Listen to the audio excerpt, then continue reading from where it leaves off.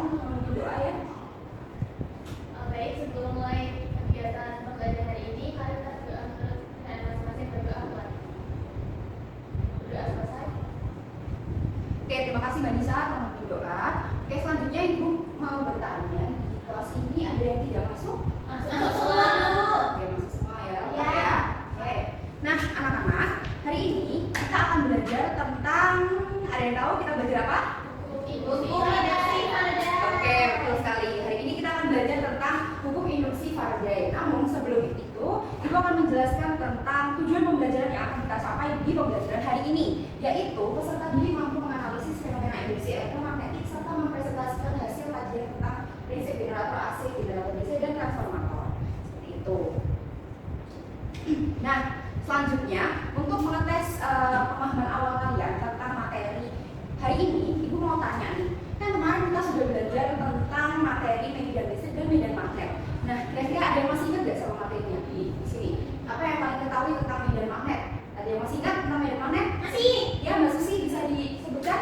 Medan magnet adalah daerah di sekitar magnet yang mana magnet tersebut masih bisa memberikan daya tarik atau tolak Bu terhadap benda-benda lain, terutama benda yang bersifat magnetik Bu. Oke, sip Mbak Susi, jawabannya bagus sekali. Nah, selanjutnya nih, masih ada pertanyaan lagi tentang review materi. Apa yang kalian ketahui tentang medan listrik? Ada yang tahu? Medan listrik? Saya Ibu. Ya, Mbak Syifa, silakan.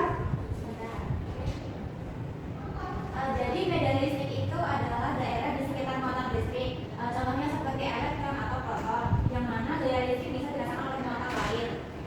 Terus semakin dekat ke sumber muatan, semakin kuat medan listriknya. Dan ketika medan listrik itu dapat menarik atom kabel dan bermuatan, tergantung jenis muatannya mau positif atau negatif. Oke, sip Mbak Syifa, jawabannya bagus sekali ya, lengkap sekali. Oke, karena kalian sudah mengingat tentang materi-materi sebelumnya, jadi Ibu anggap kalian sudah memahami tentang materi kelistrikan dan medan magnet. Nah, selanjutnya kita masuk ke pembelajaran hukum induksi Faraday. Nah, di sini Ibu punya beberapa pertanyaan untuk memancing pemahaman kalian tentang si materi induksi Faraday ini. Nah, pertanyaan pertama, menurut kalian mungkinkah kita menghasilkan listrik tanpa menggunakan bahan bakar sama sekali? Apakah ada yang bisa menjawab dari pertanyaan ini? Mungkin. Iya. Oke, mungkin karena apa? Ayo, siapa yang mau jelasin? Bisa, saya dulu. Ya, gimana Mbak Nisa? Jadi listrik itu mungkin dihasilkan tanpa bahan bakar. Misal contohnya misalkan kalau misal kita listrikin penggaris rambut itu kan bisa menghasilkan listrik. Kemudian bisa juga memanfaatkan dari medan magnet. Jadi kalau misal dari baterai aplikasi kabel peneliti kabel itu bisa menghasilkan magnet. Oke, good sekali jawaban Mbak Nisa. Terima kasih ya Mbak Nisa. Oke, selanjutnya masih ada pertanyaan lagi. Nah, kalian pernah lihat wireless charging nggak? Atau malah ada yang punya wireless charging? Enggak, berarti tapi udah pernah lihat kan bentuknya seperti apa? Ya. Nah, mengapa sih si wireless charging ini tuh bisa mengisi daya tanpa kabel? Biasanya kan cuma ditaruh doang ya, dia bisa mengisi daya. Kira-kira kenapa tuh? Kok bisa dia mengisi daya tanpa adanya kabel?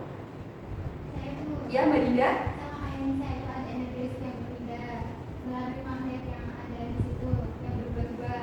Jadi nggak langsung ke konstruktornya langsung, sehingga magnetnya bisa isi daya pakai kabel. Oke.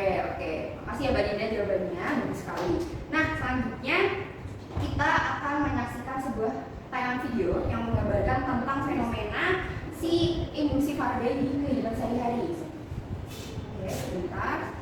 Nah, di sini salah satu contoh dari fenomena induksi Faraday di kehidupan sehari-hari itu dinamo sepeda. Ada yang pernah pakai dinamo sepeda? Pernah ya. Oke. Nah, di sini ada videonya. Sebentar. Dari sana kelihatan ya? Iya.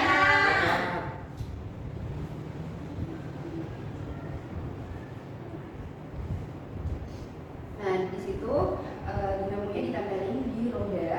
Nah, di situ juga ada lampu. Kemudian setelah dinamonya itu ditempel di roda dan rodanya itu diputar, lampunya bisa. Oke, kira-kira dari video yang sudah ditampilkan tadi, apakah ada pertanyaan anak-anak? Ada yang ditanyakan dari video tadi, dari peristiwa tadi? Ya, Mbak Sasa, gimana? Mengapa lampunya bisa menyala? Oke, thank you Mbak Sasa. Ada lagi yang ingin bertanya atau sudah cukup? Sudah diwakilkan Mbak Sasa ya pertanyaannya. Oke, dari pertanyaan Mbak Sasa tadi yaitu gimana lampu itu bisa menyala. Nah, kira-kira dari teman-teman yang lain ada yang bisa menjawab? Saya Bu, tapi Ya. nggak tahu benar apa salah. Nggak apa-apa Mbak Susi. Kan dia bergerak tuh sebenarnya. Kan kalau bergerak kan ada gesekannya tuh di dalamnya, gesekan-gesekan antara si komponen lah atau apa itu. Kan itu menghasilkan dari medan listrik sama medan magnetnya. Jadi berubah jadi kayak ada medan listriknya gitu. Oke, itu berarti karena gesekan dan menimbulkan medan magnet listrik lalu bisa menyalakan lampu nyala. Oke, kita simpan dulu jawaban dari Mbak Susi. Kira-kira ada yang punya jawaban lain? Ada yang punya jawaban lain? sama Bu. Oke, sama ya. Oke, jadi untuk jawaban dari video tadi sudah dijawab oleh teman kalian. Namun, untuk membuktikan apakah jawaban itu sudah sesuai dengan teori dari induksi Faraday, kita akan melakukan sebuah aktivitas yang sangat menyenangkan hari ini. Kita akan simulasi mengenai hukum induksi Faraday, gitu ya. Di sini sudah mau bawa laptop semua anak-anak? Sudah. Oke, bisa disiapkan dulu ya laptopnya. Oke, anak-anak semua perhatikan ke depan dulu. Sebelum kita memulai simulasi hukum Faraday, di sini gua akan membagi kalian menjadi 3 kelompok ya. Untuk Mbak Syifa dan Mbak Dinda di sini kelompok 1, kemudian Mbak Nisa, Mbak Elina dan Mbak Susi kelompok 2, Mbak Oksa, Mbak Sasa dan Mbak Ina ya itu kelompok 3. Nah, selanjutnya nanti kalian akan diwajibkan LKPD-nya. Di sini kelompok 1.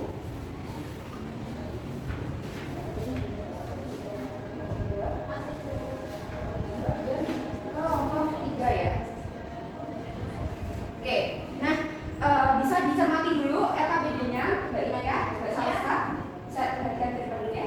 Dicermati dulu LKPD-nya, dibuka.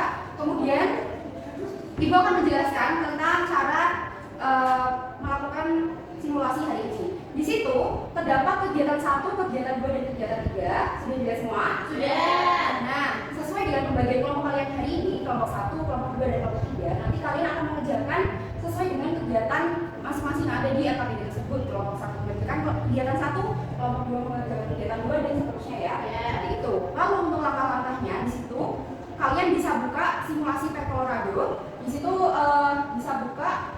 Tadi Ibu sudah mengirimkan linknya di grup WhatsApp. Apakah bisa dibuka anak-anak? Bisa. Oke, bisa ya. Kemudian nanti kalian langsung pilih bagian simulasi hukum Faraday. Tuh, atau langsung klik di link Ibu itu sudah masuk langsung ke hukum Faraday. Oke, sudah bisa anak-anak? Ya Bu, benar. Nah, kemudian nanti untuk langkah selanjutnya dapat dicermati lagi di LKPD kalian masing-masing karena setiap kegiatan itu langkah-langkahnya berbeda ya. Jadi nanti dicermati disesuaikan dengan kegiatan kalian, gitu ya anak-anak. Oke, untuk simulasi dan pengerjaan analisisnya Ibu berikan waktu selama 25 menit. Nanti setelah itu kita akan membahasnya secara bersama. Seperti itu anak-anak. Apakah ada yang ditanyakan? Oke, selamat mengerjakan dan apabila ada kesusahan bisa tanya ke Ibu ya. Ya Bu.